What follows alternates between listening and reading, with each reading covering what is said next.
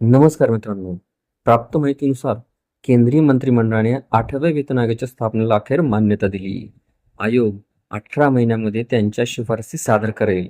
याचा फायदा सुमारे 50 लाख केंद्रीय सरकारी कर्मचारी आणि 69 लाख पेन्शनधारकांना होणार आहे.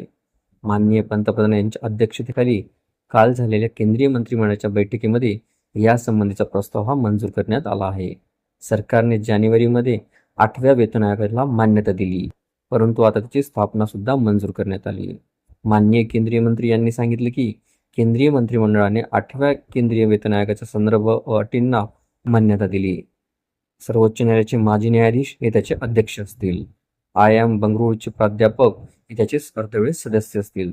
सध्या पेट्रोलियम आणि नैसर्गिक वायू सचिव हे त्याचे सदस्य सचिव असतील.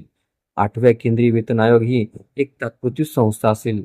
स्थापनेच्या तारखेपासून 18 महिन्याच्या आत त्यांना त्यांच्या शिफारसी सादर करावयाच्या आहेत. आयोगात एक अध्यक्ष, एक अर्धवेळ सदस्य आणि एक सदस्य सचिव असतील. आवश्यक असल्यास आयोग कोणत्याही विषयावर त्यांच्या शिफारसी अंतिम करण्याच्या मध्यभागी त्यांचा अहवाल. व्हिडिओला सविस्तर बघण्यासाठी कृपया डिस्क्रिप्शन बॉक्समध्ये दिलेल्या लिंकवर क्लिक करा आणि संपूर्ण व्हिडिओ पाहावा.